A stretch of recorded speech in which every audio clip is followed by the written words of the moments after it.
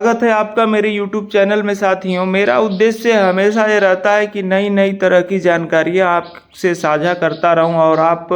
उन जानकारियों से ज़्यादा लाभान्वित होते रहें। इसी कड़ी में आज मैं एक माननीय उच्च न्यायालय के फैसले के संबंध में चर्चा करूंगा, जो फैसला 8 अप्रैल 2024 को यही तत्काल अभी हाल ही में माननीय उच्च न्यायालय द्वारा दिया गया है। रीट याचिका संख्या 10/451/24 माया देवी बनाम स्टेट के मामले में यह फैसला माननीय जस्टिस जे मुनीर सर द्वारा यह आदेश इसमें पारित किया गया है। और माननीय न्यायाधीश महोदय ने ये कहा है अपने फैसले में कि जनपद न्यायालयों की सुस्त कार्य संस्कृति से जिला अदालतों से आम आदमी का जो है भरोसा खो रहा है और विश्वास जो है आम आदमी का कम होता जा रहा है। और माननीय न्यायालय ने इसमें अधिवक्ता महोदयों को भी जिम्मेदार कुछ हद तक ठहराया है और कहा है कि जो जिला अदालतों में आए दिन हड़ताल प्रस्ताव हो रहे हैं, इसका भी लोगों पर प्रभाव पड़ रहा है और जो सुस्त कार्य संस्कृति है इससे लोगों का भरोसा उठ रहा है और छोटे छोटे मामलों को लेकर लोग जो है माननीय उच्च न्यायालय के समक्ष पहुंच जा रहे हैं। ऐसा कमेंट उस आदेश में माननीय न्यायालय द्वारा किया गया है। तो आइए जानते हैं कि ये कौन सा मामला था जिसमें माननीय उच्च न्यायालय ने यह टिप्पणी की और ये कौन सा मामला था जिसमें यह रीट याचिका अनुच्छेद 226 के तहत माननीय उच्च न्यायालय के समक्ष दाखिल की गई थी। और यदि आज तक आपने हमारे चैनल को सब्सक्राइब न किया हो तो ऐसी जानकारियों के लिए कृपया हमारे चैनल को सब्सक्राइब करें। तो साथियों, इस मामला ये था कि एक महिला ने एक ज़मीन जो है खरीदा था एक व्यक्ति से 21 मई 2022 को। विक्रेता से उसने ज़मीन खरीदा था और उस ज़मीन को खरीदने के पश्चात उस महिला का नाम उस विक्रीत ज़मीन पर दाखिल खारिज भी हो गया। और दाखिल खारिज होने के बाद जब वह महिला उस ज़मीन पर कब्जा लेने के लिए गई तो वो जो विक्रेता था उस विक्रेता के द्वारा उसको कब्जा नहीं दिया गया और उसके साथ गाली गलौज किया गया, मारपीट और धमकी दी गई और महिला को उस विक्रेता ने कब्जा नहीं दिया। तो कब्जा जब उस महिला को नहीं मिला तो उस महिला के द्वारा आमतौर पर देखा जाता है कि लोग जो है उप जिलाधिकारी या डीएम या कमिश्नर के यहाँ मिसलिनियस प्रार्थना पत्र लेके जाते हैं कि साहब मेरी ये ज़मीन है और इस ज़मीन पर मेरा नाम भी चढ़ गया है और जो है मुझे कब्जा नहीं दिया जा रहा है और विक्रेता मुझे रोक रहा है। आए दिन हम लोग देखते हैं कि इस तरह के प्रकरण आते रहते हैं हम लोग के सामने भी, और हम लोग जाते हैं तहसीलदार के यहाँ या उप जिलाधिकारी के यहाँ, इस बात को रखते हैं कि नहीं अमुक व्यक्ति हमको रोक रहा है। प्रशासनिक अधिकारियों के यहाँ उस महिला ने तमाम लोगों के यहाँ चक्कर लगाया और अपनी बातों को रखा, लेकिन उस महिला को कहीं भी जो है कोई रिलीफ नहीं मिली और उसको कोई भी उपचार नहीं प्राप्त हुआ।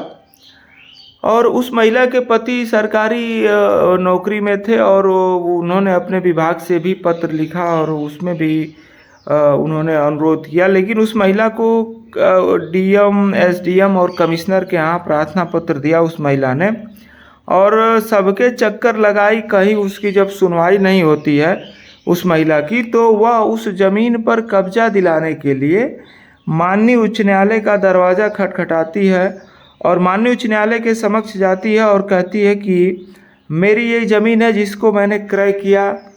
और क्रय करने के बाद दाखिल खारिज भी हो गया, अब स्वयं विक्रेता ही जो है मुझे मेरी ज़मीन पर कब्जा नहीं दे रहा है। तो इसके संबंध में उसके द्वारा माननीय उच्च न्यायालय में अनुच्छेद 226 के तहत याचिका दाखिल की जाती है और उस याचिका में वो जो दोषी हैं उनके विरुद्ध कार्रवाई की भी मांग की जाती है कि जो दोषी हैं उनके खिलाफ भी कार्रवाई किया जाए और उस महिला ने यह कहा कि मुझे कब्जा दिलाया जाए।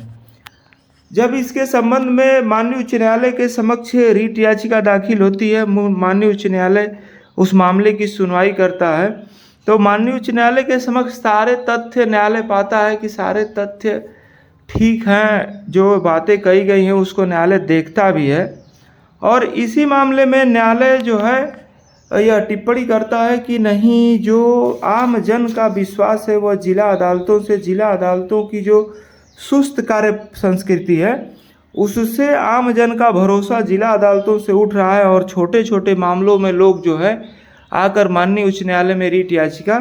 दाखिल कर दे रहे हैं, जबकि ये काम जिला अदालतों का है और जिला अदालतों पर यदि मामलों को अच्छी तरह से और त्वरित निस्तारण किया जाए तो ऐसी स्थिति उत्पन्न नहीं होगी। माननीय उच्च न्यायालय ने अपने लंबा फैसला है माननीय उच्च न्यायालय का, और अपने फैसले में इन सारी चीज़ों को विस्तृत रूप से विवेचित किया है और विस्तृत रूप से कहा है। माननीय न्यायालय ने ये भी कहा कि लोग जो है थानों का और अधिकारियों के यहाँ चक्कर लगाते लगाते थक हार कर आकर के माननीय उच्च न्यायालय में रीट याचिकाएँ दाखिल कर रहे हैं। अगर जिला अदालतें अगर सही ढंग से काम करती तो ऐसी स्थिति उत्पन्न नहीं होती। माननीय उच्च न्यायालय ने इस फैसले में अपने कहा कि आर्टिकल 226 के तहत ये मामला पोषणी नहीं है, और माननीय उच्च न्यायालय ने उस